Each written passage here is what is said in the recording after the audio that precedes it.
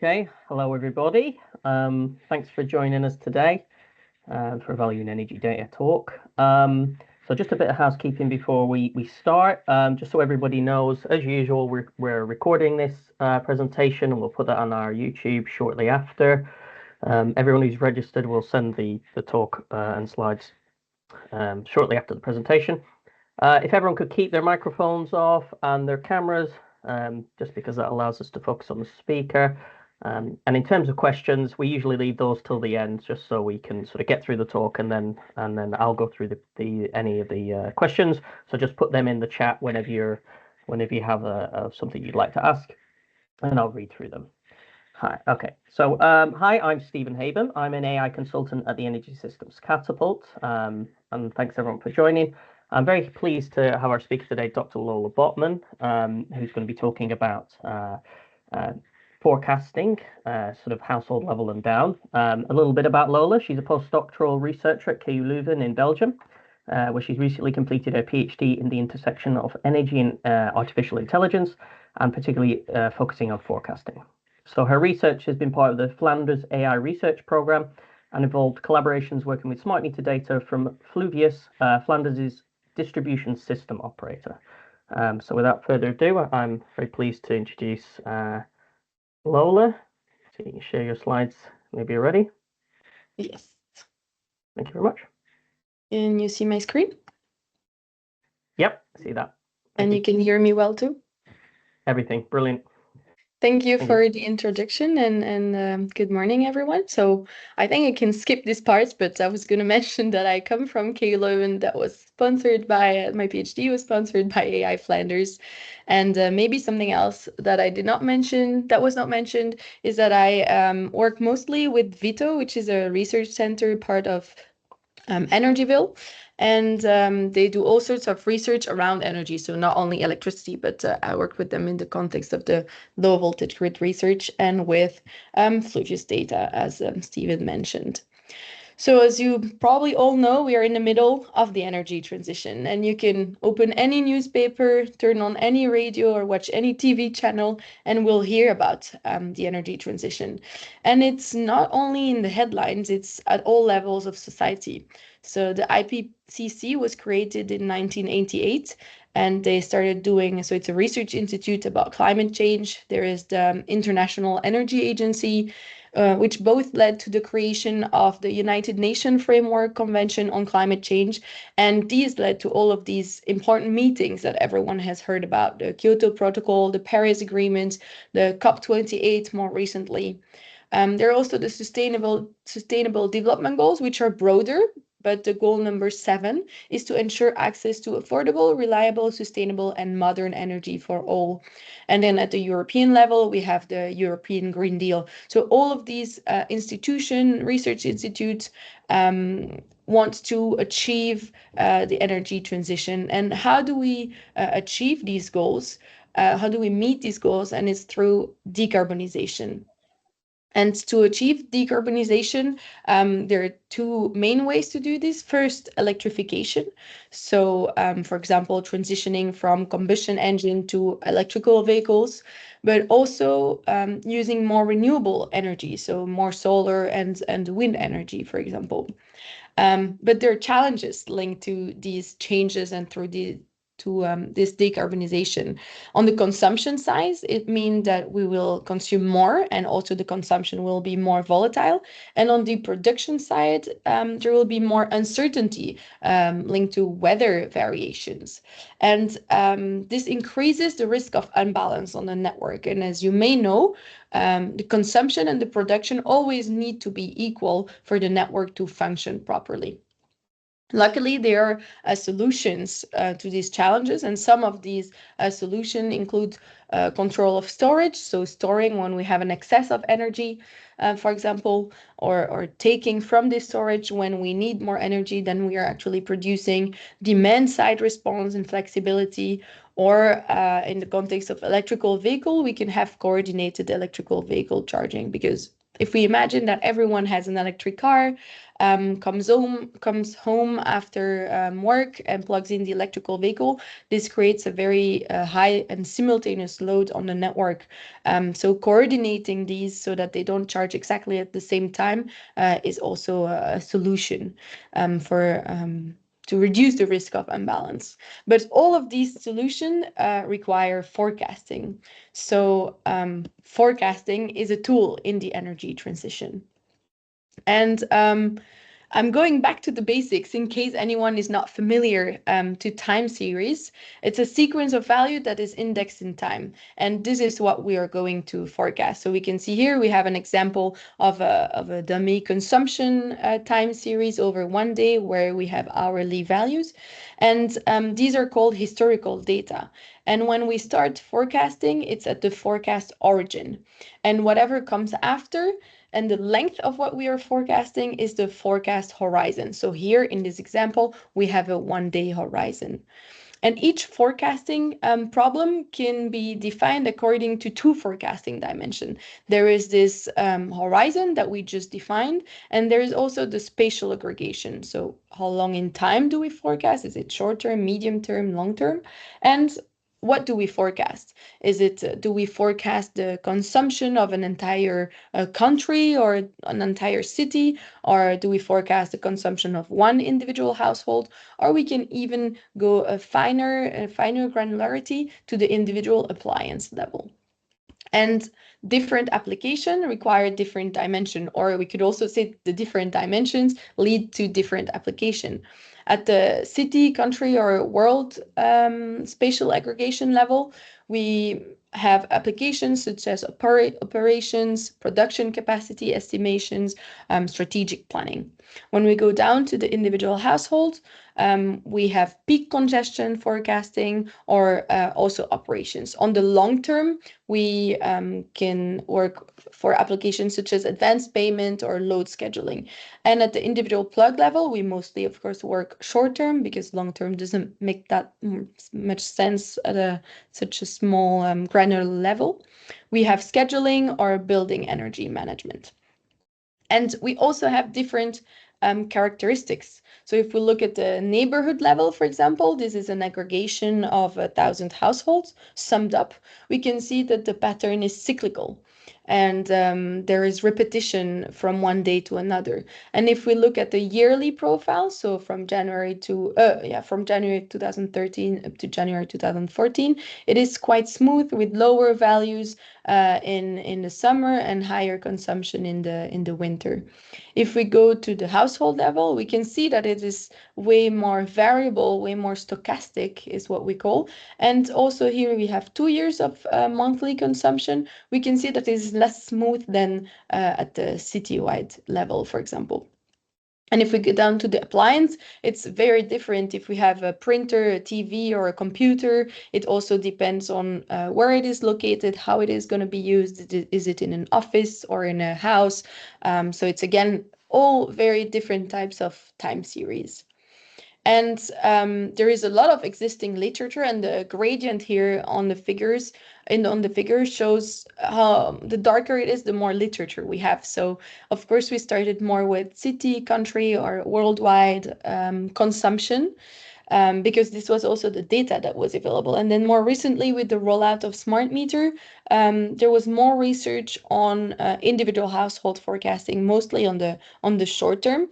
And more recently, very recently, the technology of smart plug was developed, and we started having some research on individual appliance level forecasting.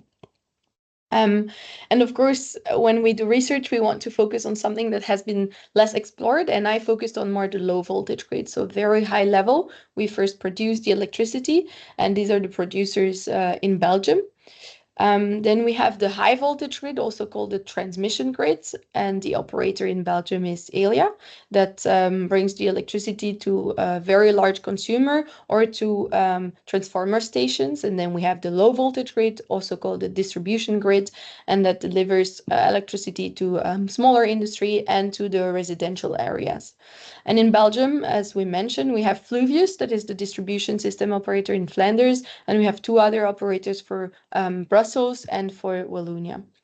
And this grid was built, and we also have, I should mention, the supplier that is usually the most well-known part that makes the link between the producers and customers who will buy the electricity. And this low voltage grid, so this part that is highlighted in green, is the part that I mostly focused on during my research. And this grid was built decades ago. How it was built is that we or that they estimated how much will this street, how much electricity will this street need.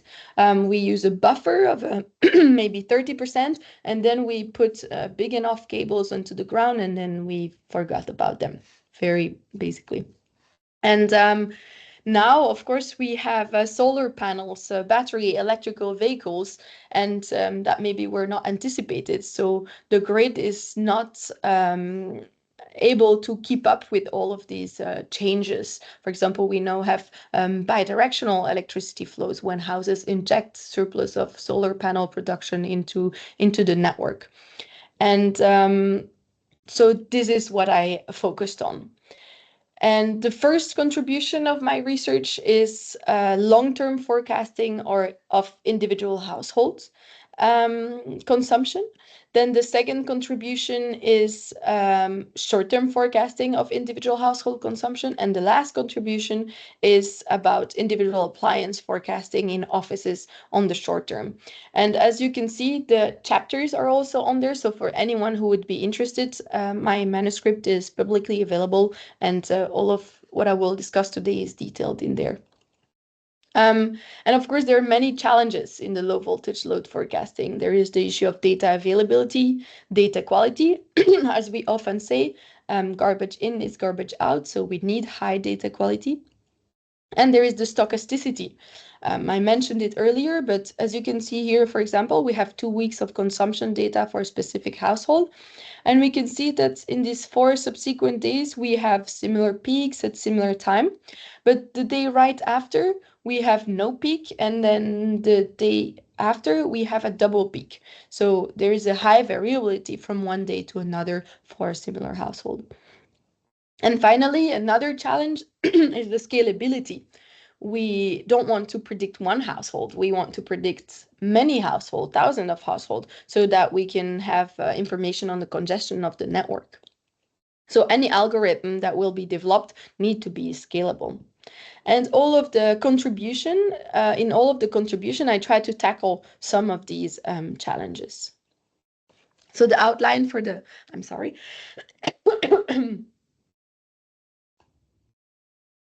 The outline for the rest of the presentation will be to dig deeper in each of these research areas. So for the first one, again, I focused on individual household forecasting on the long term. And why is it useful to do this?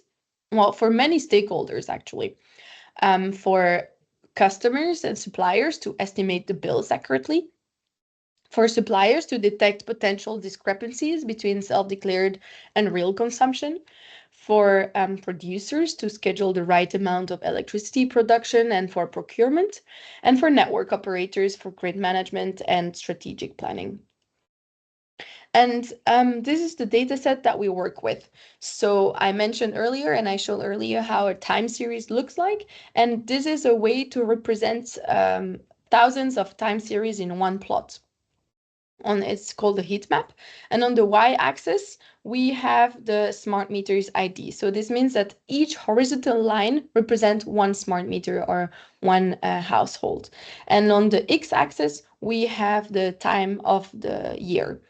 And what we can see here, and is representative of the data that the supplier could have, is that the first set of household, the first 270 household, they have 12 months of data available from January up to December. The second set of household, they don't have data for January. They only have data for 11 months, so from February up to December, and so on, up to the last set of household that only have 1 month of data. And I say that this could be a real life setup in the sense that it could well be that some household joined or signed up for this supplier in January, while another set of household only joined in February, and so on. And whenever, it doesn't matter when the client joined or the household joined that specific supplier, they still want to be able to predict 1 year ahead. And here the color scheme, so the darker the color, the lower the consumption, and the higher or the lighter the color, the higher the consumption. And we can see that it tends to be that in November and December, we have some households with higher consumption. And something else that we can see if we zoom in on these 4 months here, November and December, for a bit more than 500 households, we can see that we have some very fine white lines. I don't know if you can see them on the screen, but these are missing data. So it means that we have two types of missingness. We have the missingness in terms of when the data starts, but also for some of the households, we have missing data within the available data. And this is important for the rest of the research. And the model starts with the historical profiles for the year 2017, so with a high level of missing data. And we want to output monthly values 1 year ahead. And the model is based on 4 key attributes and 4 key assumptions. The first one is that the hourly and daily stochasticity averages out over time. Since we want to predict monthly value, we didn't work with the half hourly or the hourly data. We directly work with the monthly data. Then the second assumption is that the factors driving the monthly consumption are shared across the households. So we used, for example, if we only have December available and we want to predict 1 year ahead, we want to be able to use other profiles to help us define what is the consumption going to be in the year ahead. And this helps reduce overfitting, and this helps us predict month for which we have no data available. Another attribute is that households differ more in absolute value than in relative consumption behavior. So, for example, if we have 2 households, one where 2 people live and we have 1 bedroom, for example, and a big house with a family of 5, it could well be that in both cases, they wake up in the morning, they start using their appliances, turn the light on, then they go to work, and then they come back at night and the consumption peaks again, and then they go to sleep. The pattern is going to be the same, but the absolute values are going to be different. So to leverage this, we used relative monthly consumption to compare households. And finally, the last attributes and model assumption is that additional information like household size and weather data play little to no role in the relative monthly consumption pattern. So we disregarded this additional information. Another reason is that actually this household information, for example, the number of rooms or the types of heating, was actually collected through questionnaires that were sent to the household. So we are dependent on whether the household actually filled in this questionnaire and if the information is accurate and is maintained over time. So a lot of work, and only this information was only available for about 10% of the household. So it's another reason why we disregard it. And the method consists of 3 sequential steps. As I mentioned, we have our hourly profiles. We apply pre-processing. So first the data aggregation to have the monthly value. Then we did a data augmentation step, which is not really data augmentation as such, but for example, a profile that has 12 months of data available, we considered it again as having only 11 months of data, 10 months of data, and so on. So we repeated that profile with less and less data. Then we applied normalization and then clustering. So we grouped similar profiles together per starting month. Then in the inference step, we used this grouped profile to make predictions, multiple prediction using the clusters. And then in post-processing, so if we, for example, made a prediction for January 2018 for one specific profile, we made 20 prediction using this cluster and using ratios, then we ensemble these 20 prediction through median. And then after that, when we have all our monthly prediction, we apply smoothing with a rolling window. And this gave us our 1 year ahead monthly prediction for all of the households. Of course, we want to know how good this model performs, and we could not compare it to the literature because this is the first time in this competition that the challenge of long-term household forecasting was tackled. So what we could do is compare to the other models in the leaderboard. And we performed, or this method performed third in the competition. The first one was a light GBM approach. The second one was based on KNN isolation forest. And we also compared it with a REMA model and linear regression, which are classical time series model, and with a naive baseline. And in our case, the naive baseline, we averaged the available month. So if we had 12 months of data available, we did the monthly average, and we used this as a prediction for 1 year ahead. And it's the total relative absolute error that is used as a metric, and this just means that the smaller the value, the better the forecast. And we looked, of course, specifically at the top two method that performed better than our method. And when we looked more in detail, we realized that they did something specific, both of them, that we did not do in our method. And they actually set every household for which the data was equal to 0 in November and December to 0 for the whole forecast. And their assumption there was that if the smart meter had recorded 0 values or had not recorded any value, either the smart meter was faulty or the house was empty. And when we remove these households with 0 consumption for November and December out of the evaluation, we then notice that our proposed approach performs the best. And something else that is interesting is that we compare the running time of our approach, which is 45 minutes to train and to forecast the 3,000 profiles, versus 1 hour and 45 minutes for the second best when removing the faulty smart meter out of the evaluation. And we could not evaluate the KNN isolation forest because the code was not made available. So in conclusion, for this part of the research, we developed a model that could forecast individual household electricity consumption 1 year ahead. And it's the first method to solve this forecasting problem in the literature, of course, along with the other competition method. There are no complex requirements in terms of data, since we only use historical consumption data, and it is a scalable algorithm. And for anyone who is interested in reading more, it's either in the thesis manuscript or in this paper.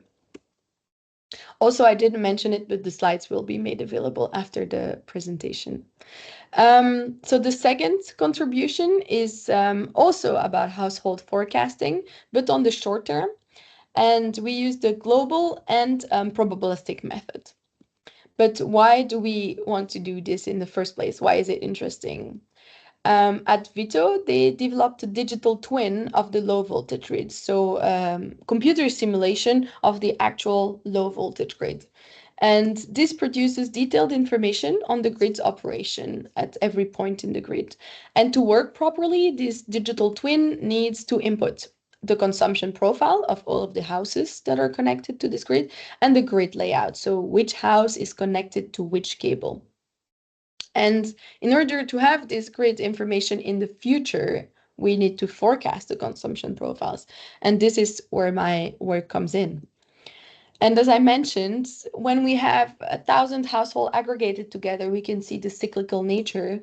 When we go down to 100 households aggregated together, we can see that there is an increase in stochasticity. But when we go down to the individual household level, the stochasticity increases even more. So there is a high variability from one day to another. But another high variability is between households. This is another household in the same data set. And as we can see, it's quite different from one another. So there is intraday variability, but intra-profile or intra-household variability as well. And when we have this peak, point forecasting suffered the double peak penalty effect. And this double peak penalty can be visualized quite easily if this is a peak in the real data that we want to forecast. And let's imagine that we do forecast this peak accurately in terms of magnitude, but with a small delay in time. So it's still relatively useful for end applications to know that a peak will occur even it's with a small delay. But point forecasting model will penalize this twice, because once when we don't forecast the peak while it's actually happening, and once again when we do forecast the peak and it's not happening. So there is a double peak penalty effect. So the point forecast model and current loss function will tend to not predict peaks and have something that is smoother so that we avoid this double error. And this has actually been very well explained and detailed by Stephen in a paper, and recently also in an article on Catapult. And there is one way to alleviate this. It's with new new loss functions, for example, or new error metrics. But another option is to go to probabilistic modeling. And for example, here, if we have these two profiles or these two household time series that are very similar, but one has a peak and one does not, our point forecast model will output something like this. So something in between that is not that useful. While if we have a probabilistic forecasting model output, it will output a range of values that will be useful and give us more information about the actual data. So we propose a global and probabilistic approach. Global means that all the profiles are used to make predictions. So we have one model for all of profiles. It's probabilistic. It does not output 1 point per time step in the future, but a range of values, in this case, 100 quantiles. And the method can be explained in 2 simple steps. First, we find similar profiles, and then we make prediction using these similar profiles. Now, more in detail, how does this work? Let's imagine we want to forecast the next upcoming day of this household X. First, we normalize all of the household profiles of the consumption values. Then we look at the 7 day prior to the day that we want to predict, and we look at the same set of 7 days in all of the available data for the entire data set. We find the most similar ones using KNN. Let's say in this case, it's these 3. We take the last days of this set of 7 days, and we use them to compute empirical quantiles, a sort of averaging. Then we unnormalize them, and this is our prediction. Now it's actually a simplified version. In the real model, we did not only compare the 7 day prior to the day we want to predict, but any set of 7 days in the data set. So it increases the number of comparison, the number of possible comparison, and increases the robustness of the method. And this is how it looks like in real life, a real prediction. So in dark blue or in black, we have the true values of the consumption of that household. And then in light blue to pink, we have the predicted quantiles. So as we can see, the median, which is in darker pink color here in the middle, is of course relatively smooth and sort of gives us the base load of the consumption, and the quantiles give us information on the uncertainty and on the range of the potential prediction. And something interesting to notice is, for example, every time during the night, the range of possible value is smaller, and we are more certain about the fact that the consumption is going to be lower. We compared this method with different other existing methods. The first 2 are baseline methods. The first one is a persistent model plus empirical quantiles. So we just say yesterday is equal to today, what we are going to predict, and we add empirical quantiles to have some information on the uncertainty. Then we have historical sampling. It's also based on the persistence model, but instead of saying yesterday is equal to today, if you're predicting a Monday, for example, we look at the 10 previous Monday and we compute directly empirical quantiles on them. Then we compare to the 2 novel method that we implemented. The KNN plus empirical quantiles is the one that I just explained. And the feed-forward neural network plus empirical quantile is detailed in another paper.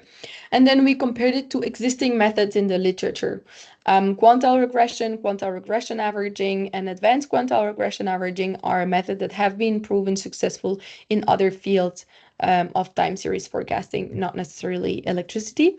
And so is Bernstein normalizing flow, which has been applied on the same data set as I also used. And 2 of these methods are global, the ones that are highlighted, so one model for all of the profiles, while the other that are grayed out are local models. So there is one model trained for every single household in the data set.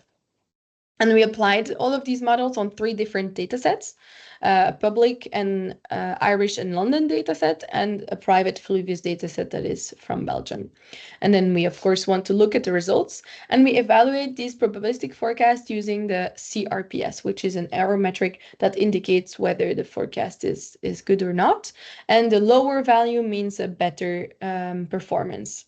And what we can see is that for the Irish and London dataset, on average, the proposed global approach performs better. But on the Belgian dataset, it only performs fourth. It is ranked fourth on average.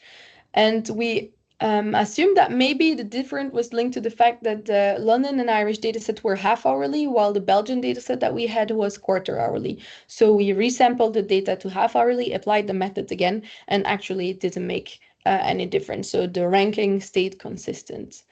But of course, we want to dig deeper, and we looked at the statistical differences between the data sets, or the potential differences between the data set. And one major difference is that the Fluvius data set is composed of 1 year, while the London and Irish data set are longer. And when we do our train validation test splits, we train on the first 60% of the data, then we validate on the next 20%, and we test on the last 20% sequentially in time, because that's how it's done with time series. And that means that for the Fluvius dataset, the last 20% is half of October, November, and December, which are days and months that the training set has not seen before. While for the London and Irish datasets, since it's longer than a year, the last 20% are going to be months that are present in the training and validation set. So this may be a reason for the difference in performance that we would have to investigate further. Then another difference is that a Fluvius dataset contains some households with solar panels with that inject electricity on the grid when there is a surplus in production that gives negative values in the dataset, which is not the case in the London and Irish dataset. And finally, the Fluvius dataset has a higher skew and kurtosis than the other datasets. So it means it's more asymmetrical and it's more peaky than the other datasets. Note that we do not assume normality in the method, but it's just given here as information to show what normal skew and normal kurtosis is, and how much we deviate from that in the Fluvius dataset.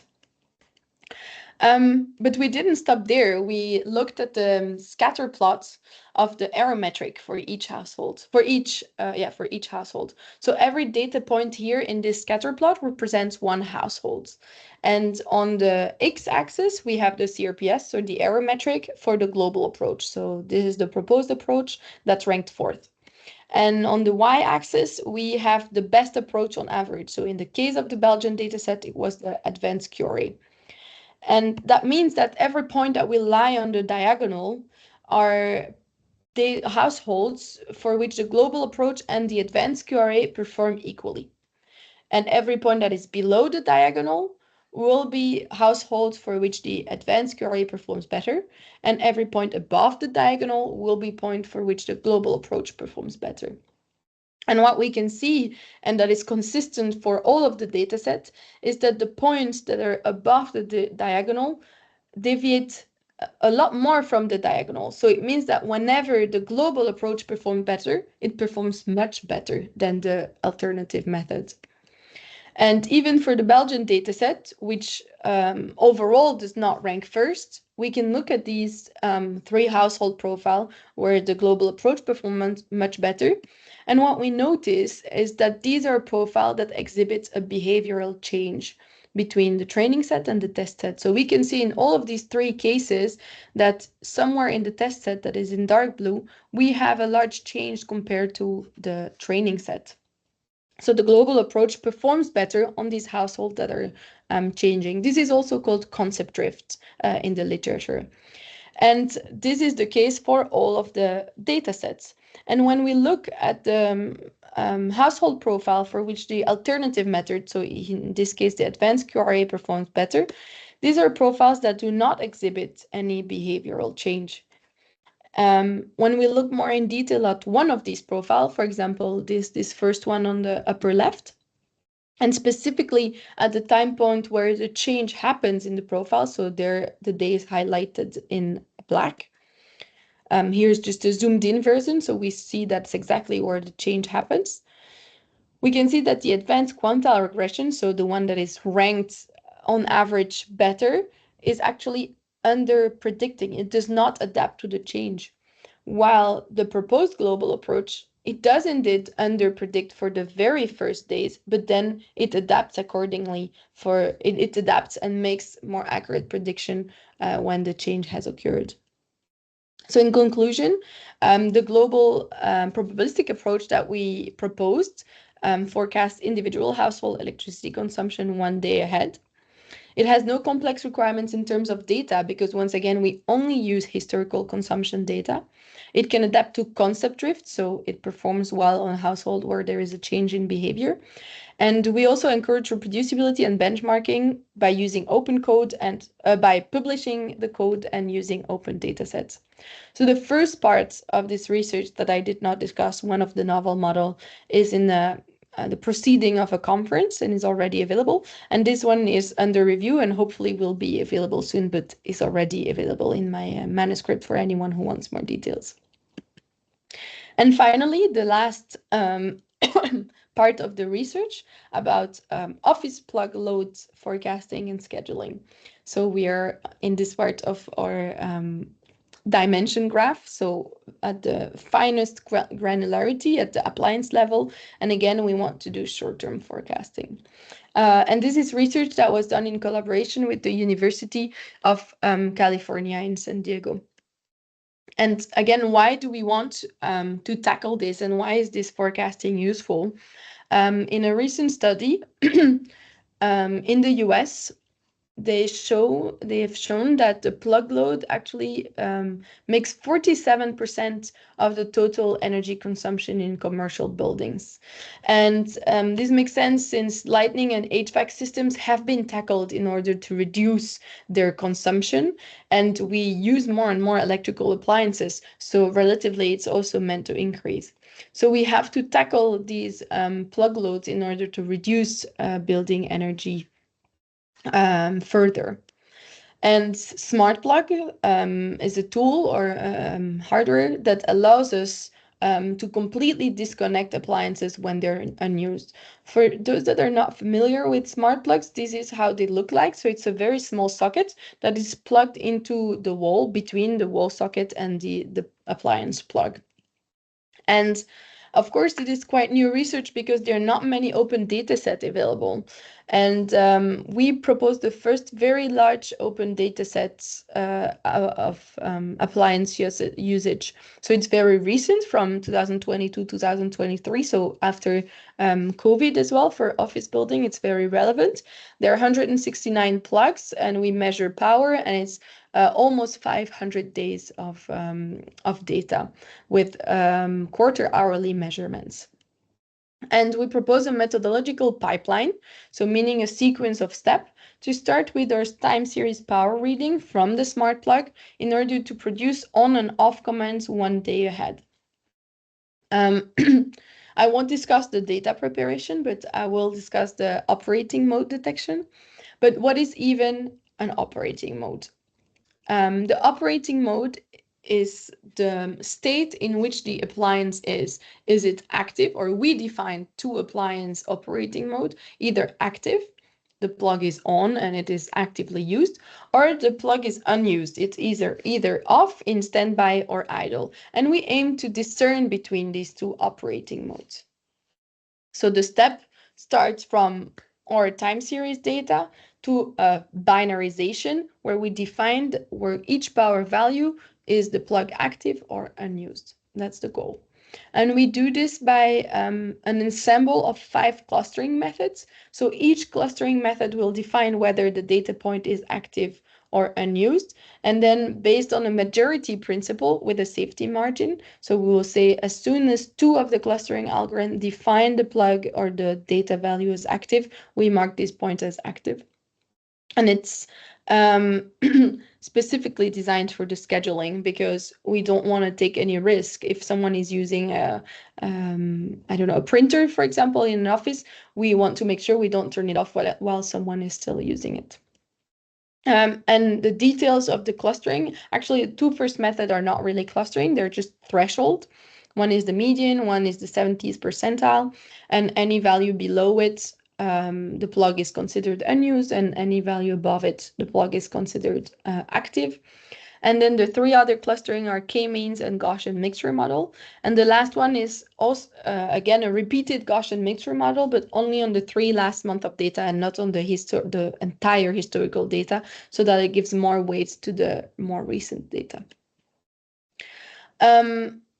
We have one main challenge, or one main difficulty in this research, is that there is no ground truth. No one can tell us, oh yes, this is the point where the plug is active, or this is the point where it's unused. Of course, there are a few certainties. If the power level is 0, we know it's unused, but if it's standby, there is no ground truth. So what we developed was a qualitative evaluation method based on heat maps. So the first step was to represent the heat map of the continuous time series data. So here we can see the heat map is as was in the start. We have on the x-axis the days of the weeks, and on the y-axis the hours of the day. And the darker colors mean a higher consumption. So here we can see for this appliance that it's mainly used between 8 in the morning and 5 in the evening from Monday to Friday. So it makes sense, it's an office appliance. And after having applied our operating mode detection algorithm, we built the same heat map, but based on the binary values. So, and we want to make sure that we grasp the patterns of the continuous data with our binarized data. And here we can see that it's the case. And we defined 3 different level of fidelity. The high fidelity, meaning the usage pattern is completely grasped. Then we have the partial fidelity, where we graphed a little bit, we define a little bit more active values than they're actually in the original data. And low fidelity, this means that the detection algorithm did not do a good job on detecting the operating modes. And based on this qualitative evaluation, 70% of the plugs are marked as high fidelity. And here's another way to represent it. So we have our training set. We look at the heat map of the training set. Then we have the test set on which we applied the detection. Is it active or not? We can plot the heat map of our binarized data. We can see that it does grasp correctly the usage pattern. So it's an example, of course, of a high fidelity detection. And we also thought of something else using the specification sheet threshold. So if we know every appliance that is connected, we know the type of appliance, for example, a printer, the brand of the appliance, then we can go and have a look at the specification sheet from the maker of the appliance. And usually they give some standby power value. But we noticed that in most of the cases, so someone, not me, some very nice people at UCSD went through all of the specification sheet of all of the appliances that were connected and recorded them. And we also applied this threshold to define whether the plug was active or not, but it appeared to be mostly falsy and mostly not grasping the data pattern. So here is the example with the specification sheet threshold. So it was not an option to use that as ground truth. So the next step is the forecasts, and we, as similarly as in the other forecasting exercises or forecast research, we have our historical data and we want to forecast 1 day ahead. And we use different algorithm, a baseline approach. Again, yesterday's is tomorrow. We applied lasso regression, local and global XGBoost model, and local and global forecasting neural feed-forward neural network. Sorry. And then the scheduling step. Our forecast-driven schedule. So we apply the 1 day ahead continuous forecast.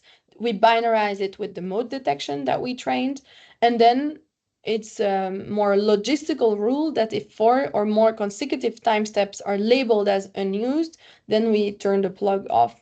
Why did we choose 4? It's because it's quarter hourly value. So it means that if the plug is off for at least 1 hour, then we turn the plug off. This is a value that can be adapted or changed, of course.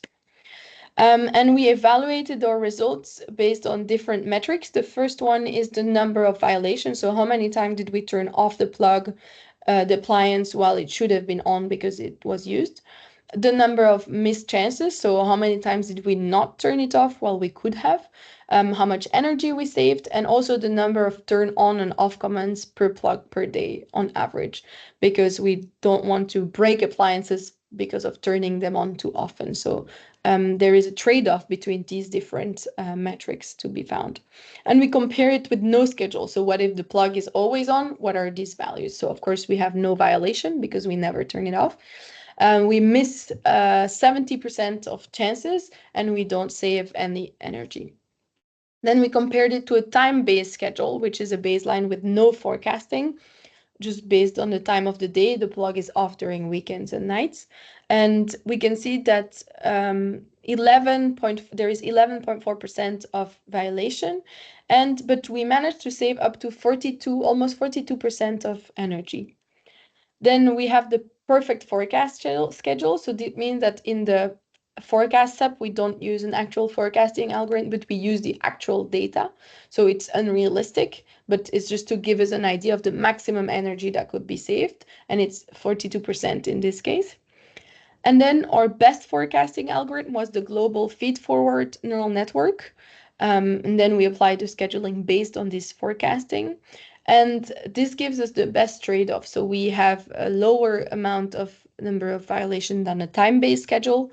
Of course, we could save even more, but we have 33.1% of missed chances, and we save up to almost 22% of energy, and plugs are turned off or on approximately 1 or 2 times per day. So it's relatively decent.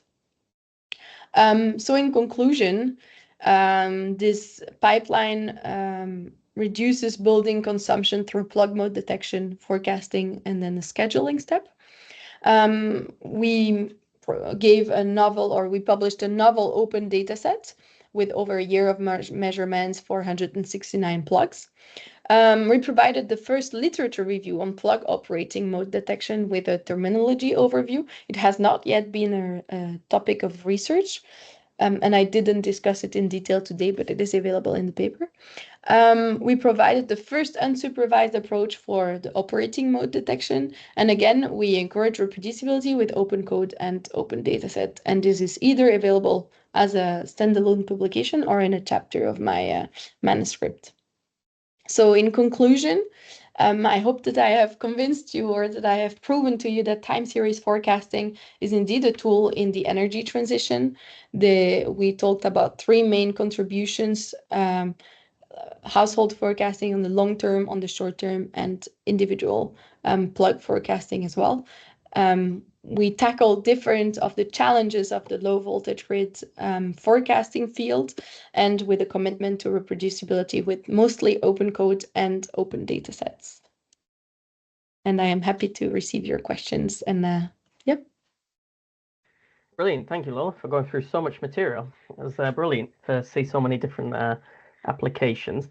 There's lots of questions and some debate in the chat as well, so I'll get to those. But I have one quick question, I guess. You've been working with a DSO with some of this. Have you got a feel for how they've responded and how they sort of intend to maybe deploy them themselves in this? And if everyone who has questions, sorry, just put them in the chat. I'm not doing probably live. Thanks. Sorry. So the digital twin is already something that they use. So it's not developed in-house. It's developed by Vito and Energyville. So it's already something they use. And for now, they use Monte Carlo sampling as the forecasting step. So it's not really forecasting, but they do have some baseline. And the idea is indeed on the long term to integrate this, or I hope not too long term, to integrate this forecasting method in their digital twin. So it is active research that will be used, yes. What do you think will be the biggest challenge in them actually implementing the forecasts in their Yeah, I think there is a practical challenge of including research code in production for sure. That's the first step. And I think the evaluation for me and the general problem probably in forecasting research in general is that we only evaluate the forecasting. We only evaluate how good is our forecast, but how much does it actually improve their end goal? In the case of Fluvius, they want to improve congestion or a congestion forecast, but does a 10% increase in performance in the forecasting mean a 10% increase in congestion forecast, in the improvement in congestion forecasting or not? Is it worth it or not? So I think that's going to be one of the challenges. Great, thank you. So I'm going to try and, there's quite a few questions which are sort of related to each other, so I'll try and group them. But Robert sort of has mentioned about sort of the value of the appliance level, and I guess that's also repeated by VC below, which talks about imagine a future world where everything was connected to smart plugs. Do you have kind of a rough sense of, I guess, how many kilowatts of energy would be needed to save the payback from all the embedded energy in producing and setting each smart plug? I guess, have you thought about, because I guess we're still at this phase where we're not even implementing a lot of these methods even at sort of primary substation level. Like, it's a very relevant question for the smart plug in offices.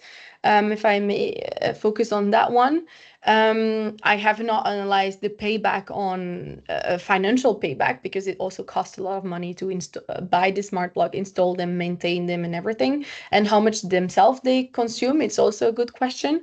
But an answer that we have is that actually in Europe, the regulations are such that appliances in standby mode don't consume that much energy, and that probably using the smart plug on these A++ European standard appliances won't be that relevant. But it is relevant in the US where the research was done because they don't have this regulation on how appliances must be below that much value or is below that threshold for standby. So it's definitely something that should be focused on and that should be researched to financial gain. Yeah. And I guess an extension from Jeffro here is sort of how many applications actually sort of require the household level forecasts at a high temporal resolution. How many applications really require sort of household level forecasts at high temporal resolution? As he sees it, the billing use case only needs kind of monthly or annual consumption, even with dynamic pricing, and distribution network applications only need aggregated consumption at substations, although that is high resolution. I think I would disagree with the DSO because we are working with DSO and they definitely require this 15 minutes resolution forecasts. They specifically ask for it and they use it in the digital twin to do the congestion prediction. So I hope that it's actually useful and that they did not ask me to work on this without needing it. So I would think that's for sure one case, and one that's maybe not yet that much used, but on the household level or at the consumer level, if you want to use the flexibility of your appliances, solar panel, when are you charging your electrical vehicles? I think that's another use case where that would be very relevant to have that granular forecast. Actually, while you're mentioning about EVs here, Simon has mentioned here about regarding long-term forecasts. Did you consider future consumption parts that may not yet be part of the training data, so like EVs and heat pumps? Yeah, it's not something I considered, and I would say that's one of the big limitation of my work so far is that I work with relatively old data sets that are except for the smart plug dataset, the household dataset that I use are 2017, 2018. So there were not, the penetration of electrical vehicles was not that high at the time. But it is something that we are working on. It's not mature enough to present, but I can give a glimpse on that. It's we have two research ongoing. One of my colleagues is working on detecting electrical vehicle heat pumps battery on the smart meter data. So that's one hand. And on the other hand, we have work ongoing on concept drift detection. So that part when it actually changed. So let's say a household has an electrical vehicle that gets plugged in. We need to detect that change when it happens to be able to adapt the model. Maybe we have, and that's what we've been working on, a hybrid model that is local. So trained on one household on the historical data, and when the change is detected, we switch to a global model that would look for similar new consumption profile, like the new consumption, and adapt to this change. This is not something that I have considered, but this is ongoing work, and I think very relevant and interesting work. Great. If you get time, actually share it and we'll put it in the email we send around, actually. We can Sure. for further reading. There's a bit of a debate going on about sort of that you said in your model you don't use weather as a feature. There's some reasons given in the chat, but I guess I'd like to hear your sort of thinking Yeah. on that. Simon asked here, can you explain more on the assumption of considering weather as not a significant feature for household load? So it's a very relevant question that I get every time I give a talk about these models, and every time, and it was also a big question during my defense, and I think this is, I will say, as it's meant to change, but right now and with the data that I have, studies, not my studies, but many papers actually have shown that there is indeed a correlation between weather data and consumption data, but that including them does not improve the forecast. And there are several reasons for that. First, it could be overfitting to previous weather data, and it's not because, for example, in the first use case that I mentioned, in 2017, we could have a very cold November month, which is not the case in 2018. So the weather would not translate from 2017 to 2018. Second thing is that at the individual household short term, it's not because the temperature is different from 1 degree that your behavior in your household will completely change from one day to another. So temperature in that sense does not make a big change. And another issue is that most of the papers that do actually use weather data use real data and not forecast data. So if I am forecasting tomorrow, I actually need to forecast the weather of tomorrow and not use the actual data. So they do improve the model with weather data, but that are actual, so that cannot really be used in practice. And then another piece of interesting study is that another colleague of mine actually looked at which type of weather data had the biggest influence or biggest correlation. And he found that temperature itself does not matter that much, but humidity does, because it makes sense. If it rains, maybe you don't go outside that much, or if it's sunny. So he found out that humidity and solar irradiance had a bigger correlation. And it makes sense because your behavior would change based on if there is more sun or if there is more rain. But I think this is valid up to now or up to a few years ago. But now with the penetration of solar panels and heat pumps, this is meant to change because, of course, we want to heat up the house more if it's cold outside. And of course, if there is more sun, we produce more. So I think this is meant to change. But I know that many people don't believe it, that weather does not make a big change or does not make significant improvement on the forecast up to that day, but actually the literature shows so. Yeah, I think a suggestion in the chat is about the UK. It's a UK data set, and it might be not much electric heating as well. That was a suggestion some work that we'd done in the past where we'd looked at sort of feeder level forecasts, and we found that temperature and wind chill hadn't as much effect that we expected. There was sort of conflation with seasonality. So I think it's a really interesting area. I'd love to see like more on this in research, but you know. Also, something I did not mention is that when in the global model, when we use historical data to make the predictions, so we look at the most similar historical data, it's also somehow implicitly included in the data. Yeah. So if it is somehow included, it's not explicitly included, but it is somehow included. So that's another if it's a partial cold day response. yesterday, then it'll be cold tomorrow, sort of thing. Yeah, I think there's an almost implicit part of that. Brilliant. Yeah, I think it's a really interesting area. I'd love to see more in that. It is definitely, yes. One topic, I guess, in here is not necessarily a question directly to yourself, but it might be useful to hear your insights, is a frustration with the lack of smart meter data for research, I guess. I mean, and including myself in this sort of low carbon London, the Irish data set, they're very old now, 15 plus years, as Jeffro mentions in the chat. how relevant are they? I guess is one question. And why isn't there more? And I guess maybe you have a Belgian DSO perspective on this. It might be different from the UK. I think it's a very good question. As I mentioned earlier, I think it's a big limitation of my work is that these data sets are old. But at the time when I started, this is what was available and this is what I could work on. There are more interesting data set coming out. So they're also labeled with electrical vehicle and with more heat pump and solar panels data. I think there is a Spanish data set that was released very recently. And our DSO in Flanders also released a data set. I am also happy to link those later on if anyone is interested. And I think the Belgian DSO released, I don't know how many profiles it is, but also with labeled on electrical vehicles. It is I think it's important to switch to those new data sets. They also are better quality, I think, than what we have.